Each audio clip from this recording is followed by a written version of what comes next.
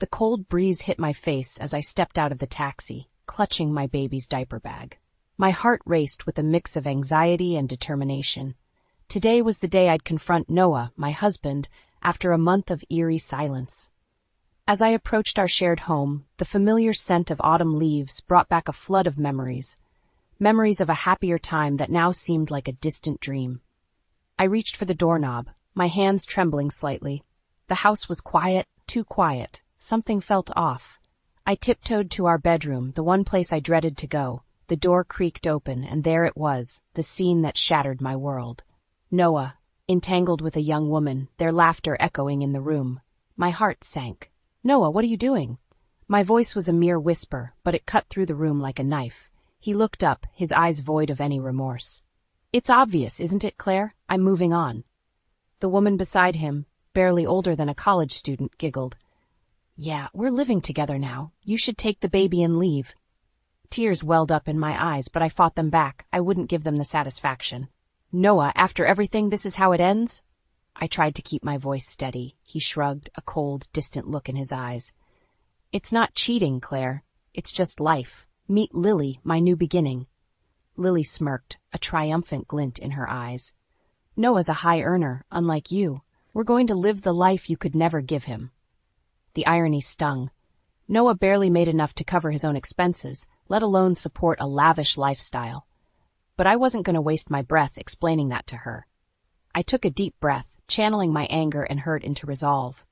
"Fine, Noah, you've made your choice. But remember, karma has a way of coming back around." I turned to leave, pausing at the doorway. "And Noah, I may not have been the perfect wife, but I was the one who stood by you when no one else did. You'll realize that one day." As I walked out of that room, the sound of their laughter followed me. But it didn't matter anymore. I had a child to think about, a life to rebuild. Noah and his delusions were no longer my concern. I sat in my old bedroom at my parents' house, cradling my sleeping baby. The walls, adorned with remnants of my past, felt both comforting and suffocating. As my baby breathed softly in my arms, my mind wandered back to the days before my life turned upside down. Noah and I met when I was a thriving graphic designer, and he was a charming barista with a love for life. His carefree spirit was a refreshing contrast to my structured world.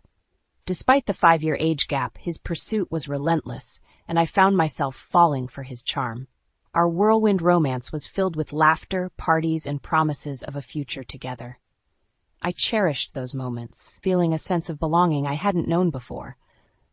But there were signs I chose to ignore, signs that Noah's love for fun masked a deeper immaturity.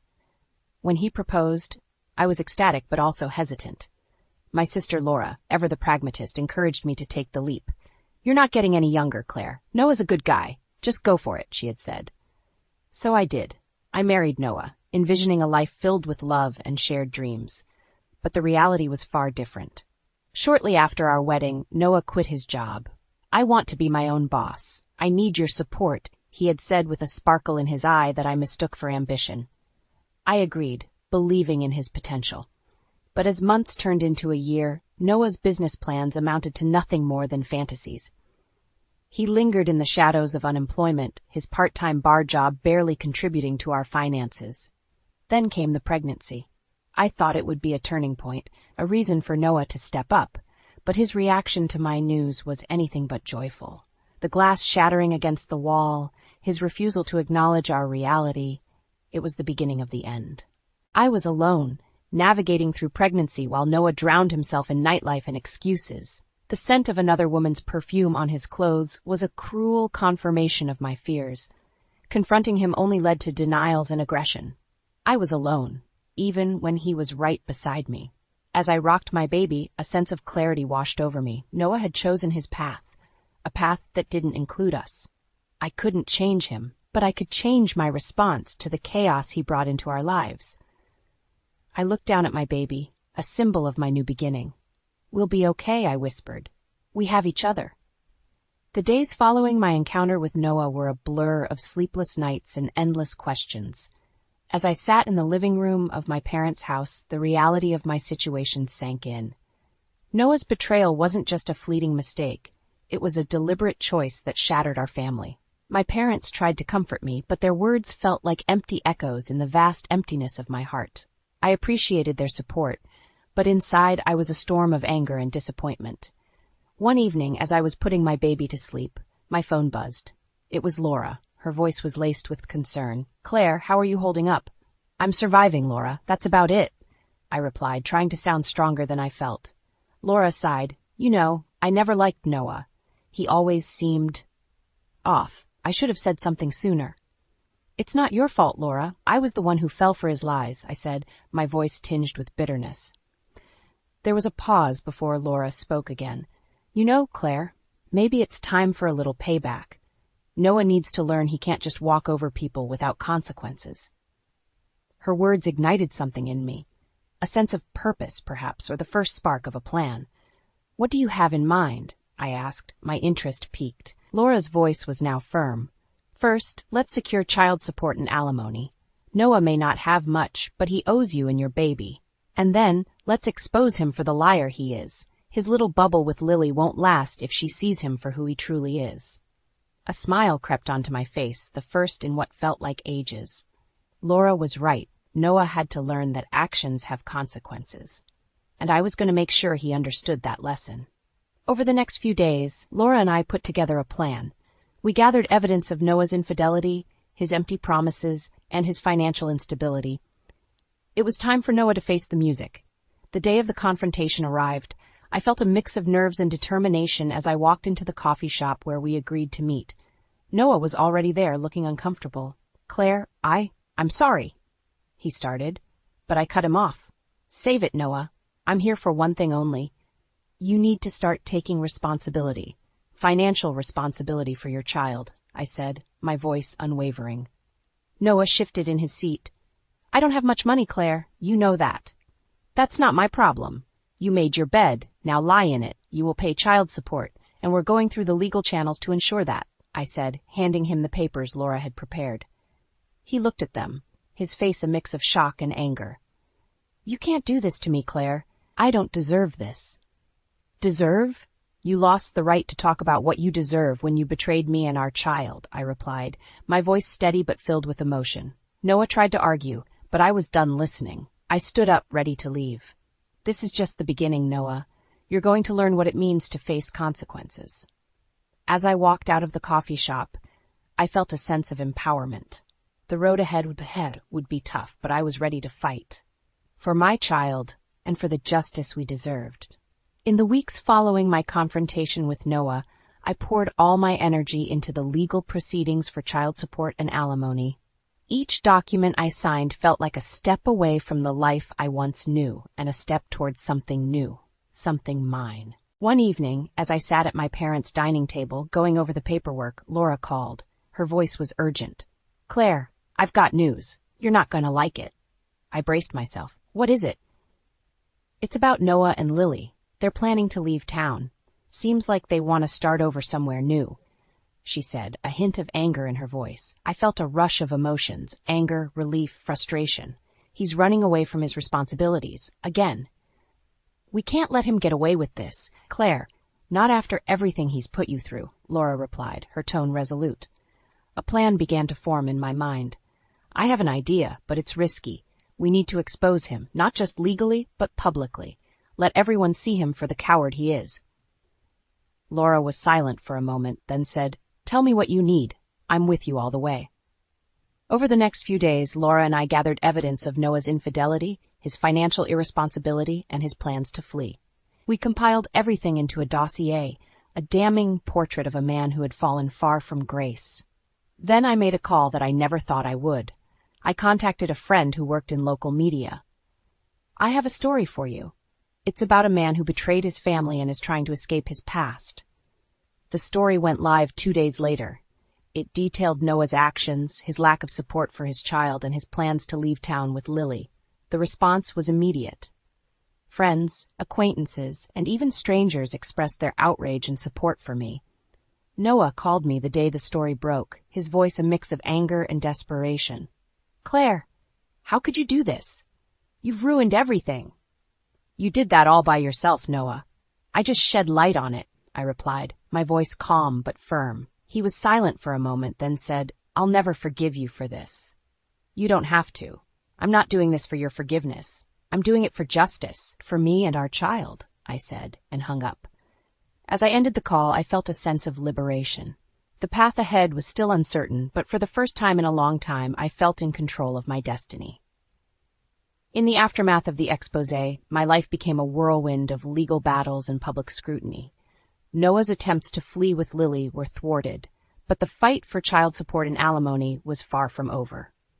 During this tumultuous period, I found solace in the small moments with my child. Each giggle and coo was a reminder of what truly mattered. Amid the chaos, my baby was my anchor, my reason to keep fighting. One day, as I was going through another stack of legal papers, my phone rang. It was Laura. "Claire, you won't believe what I just found out." "What is it?" I asked, weary yet curious. "Lily left Noah. She's moved out of his place. Seems she couldn't handle the pressure and the backlash from the story," Laura said, a hint of satisfaction in her voice. I felt a strange mix of emotions. Part of me felt vindicated, yet another part felt a pang of sympathy. Lily, just like me, had been swept up in Noah's lies. "That's not all," Laura continued. "I've heard that Noah's struggling financially. Without Lily's income, he can barely make ends meet." The news didn't bring me joy. Instead, it was a sobering reminder of the mess Noah had created for himself, for me, and for our child. As the days passed, Noah became increasingly desperate. He tried to appeal to my sympathies, calling and messaging me, pleading for a reduction in the child support demands. But I was resolute. "Noah, you have a responsibility to your child. I won't let you shirk that," I told him during one of his calls. He lashed out, his voice bitter. "You're heartless, Claire. You've ruined my life." "I haven't ruined your life, Noah. I've simply held you accountable for your actions. It's time you face the consequences," I replied before ending the call. The legal proceedings dragged on, but eventually, the court ruled in my favor. Noah was ordered to pay child support and a modest sum for alimony. It wasn't about the money. It was about accountability. The day I received the first child support payment marked a turning point. It was a small victory in a long and exhausting battle. As I sat in my parents' garden, watching my child play, I realized how much I had grown. The naive woman who once loved Noah unconditionally was gone, replaced by someone stronger, wiser, and more resilient. I had survived the storm Noah brought into my life, and in its wake, I found a newfound strength. I was ready to rebuild my life, not just for my sake, but for my child's future. The months following the court's decision were a time of rebuilding for me. With the child support and alimony, I managed to secure a small apartment for my child and me. It was modest, but ours, a sanctuary from the chaos of the past. But peace was elusive. Noah, now burdened with financial obligations, started to show his true colors more than ever. His calls became more frequent and more aggressive. One evening, as I was putting my baby to bed, my phone rang. It was Noah, his voice laced with frustration and anger. "Claire, this isn't fair. I can't afford to live with these payments." "Fair? Noah, you seem to have a twisted sense of fairness. This is about providing for your child," I responded, trying to keep my voice calm. "You've turned everyone against me. I've lost my friends, my reputation. How am I supposed to find a decent job now?" he retorted. "That was your doing, Noah. You chose your actions. Now you're facing the consequences," I said firmly. There was a pause on the line, and when he spoke again, his voice was colder, more calculating. "You know, Claire, I've been thinking. Maybe we can come to an arrangement. Reduce the payments and I'll stay out of your life for good." I felt a chill run down my spine. His words were a thinly veiled threat, a bargaining chip he had no right to use. "You don't get to bargain with your responsibilities, Noah. You will make the payments as ordered by the court or face the legal consequences." His response was a venomous sneer. "You think you've won, Claire, but this isn't over. I'll find a way out of this." The call ended, but his words lingered in the air, a dark cloud over my newfound stability. The next few weeks were tense. Noah's attempts to negotiate were relentless, but I refused to budge. The welfare of my child was non-negotiable. Then one day, I received a call from a mutual acquaintance. "Claire, have you heard about Noah?" "No." "What about him?" I asked, a sense of foreboding settling over me. "He's leaving town, says he's found a job somewhere else, far away. He's desperate to start over," the acquaintance said. A part of me felt relief at the prospect of Noah's departure, but another part was wary.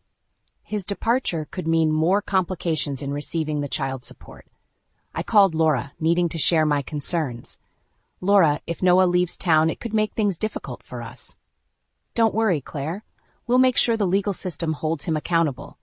He can't just run away from his obligations," Laura assured me. In the weeks that followed, Laura and I worked tirelessly to ensure that Noah's responsibilities were enforced, regardless of his whereabouts. It was a battle, one that tested my patience and resolve, but I was determined to see it through. As I watched my child play one afternoon, a sense of determination filled me.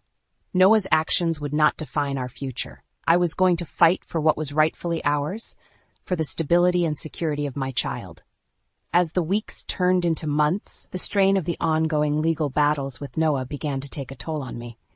Yet, amid the exhaustion, a relentless fire of determination kept me going. My child was growing, oblivious to the turmoil, and that innocence was what I fought for every day.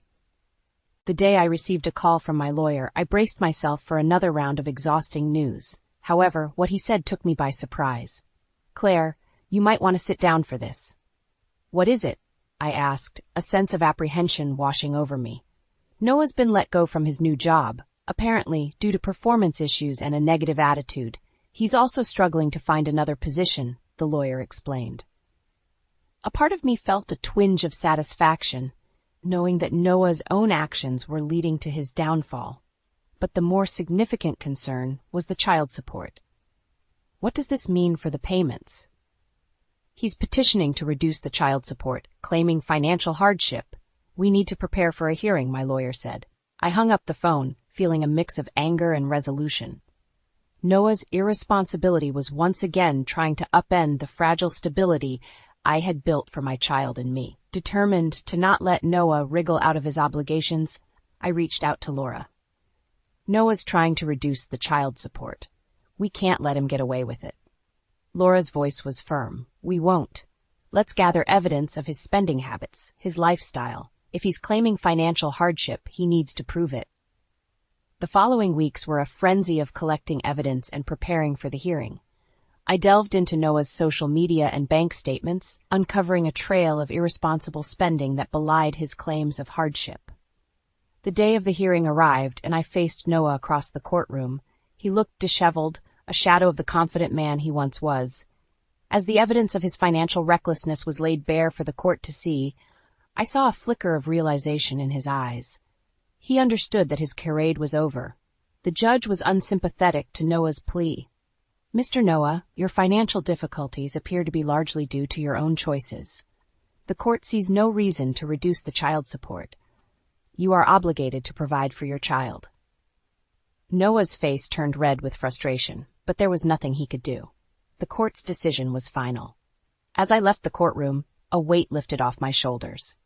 It wasn't a victory in the traditional sense, but it was justice, a declaration that Noah couldn't evade his responsibilities. Back at home, as I watched my child play, a sense of peace enveloped me. The journey had been long and fraught with challenges, but I had persevered. I had stood up to Noah and protected my child's future. And in that moment, I knew that no matter what lay ahead, I would always find the strength to face it head on. The months following the court's decision were a mix of relief and vigilance. Noah's erratic behavior and financial instability continued, but now, with the legal backing, I had a semblance of control over the situation. One day, as I was organizing my child's playroom, my phone rang with a number I didn't recognize. I answered hesitantly. "Hello. Claire, it's me, Noah," came the voice, tinged with a tone I couldn't quite place. "What do you want, Noah?" I asked, bracing myself for another round of excuses or pleas. "I'm calling to apologize. I know it doesn't change anything, but I wanted you to know that I regret how things turned out," he said, his voice almost a whisper. His apology took me by surprise. "Regret doesn't change the past, Noah. Actions do." "I understand. I've been trying to turn things around, get my life in order. I just wanted you to know that," he replied. I paused, considering his words. "I hope, for your sake, that's true. But it doesn't change anything between us. You have responsibilities, and you need to uphold them." "I know. I'll keep up with the payments. I owe that much to our child, he said, a note of sincerity in his voice that I hadn't heard in a long time. Make sure you do. That's all I ask, I replied before ending the call. In the following weeks, to my surprise, Noah did keep up with his payments. There were no more calls, no more pleas for leniency. It seemed he was finally starting to take responsibility, albeit in his limited capacity. One afternoon, as I watched my child play in the park, Laura joined me on the bench. How are you feeling about everything? With Noah, I mean. I looked at her, a small smile forming on my lips. I feel like I can finally breathe, Laura, like I'm not constantly waiting for the other shoe to drop. She squeezed my hand. You've come a long way, Claire. You should be proud of yourself. As we sat there, watching my child laugh and run, I realized how much I had changed. The ordeal with Noah had been a crucible, one that tested and tempered me. I had learned to stand up for myself and my child, to fight for what was right. The path ahead would undoubtedly have its challenges, but I felt ready to face them. I had found my strength, and with it, a sense of peace and hope for the future. Months had passed since Noah began making regular child support payments. It was a change I had never expected, yet it brought a sense of stability to my life. But even with this newfound stability, the scars of the past lingered. One crisp autumn morning, as I sipped my coffee and watched my child play, my phone rang. The caller ID showed Noah's number. A sense of apprehension washed over me as I answered. Claire, I need to talk to you. It's important. Noah's voice came through, sounding serious. What is it, Noah? I asked, my guard up. I'm moving away, Claire. Far away. I've got a job offer and it's a chance to start anew. I wanted you to know, he said. I processed his words, feeling a complex mix of emotions. Relief, skepticism, and a faint trace of sadness. And the child support? I'll continue to pay. I've set up automatic transfers. I owe that much to our child, Noah replied. I nodded, even though he couldn't see me. Good. That's all I ask. There was a brief silence before he spoke again. Claire, I'm sorry for everything. I hope one day you can forgive me. I closed my eyes, taking a deep breath. I've moved past forgiveness, Noah. I just want a peaceful life for me and our child. I hope you find what you're looking for. We said our goodbyes, and as I hung up the phone, a sense of closure enveloped me. Noah's departure was the end of a painful chapter and the beginning of something new. In the following weeks, life settled into a comfortable routine. My work, my child, and the quiet moments of joy we shared became my world. The turmoil of the past seemed like a distant storm that had passed, leaving behind clear skies. One evening, as I tucked my child into bed, I reflected on the journey we had been on. The pain, the battles, and the triumphs. I had emerged stronger, more resilient, and with a deeper understanding of myself. I realized then that my story wasn't just about revenge or retribution. It was about growth, about finding my voice and standing up for what was right. It was about building a life on my terms, filled with love and purpose. As I turned off the lights and left the room, I knew that the future was bright. A future I had fought for, a future full of possibilities. Noah's chapter in my life was closed, but my story was just beginning. And with my child by my side, I was ready to write the next chapters, filled with hope, strength, and endless love.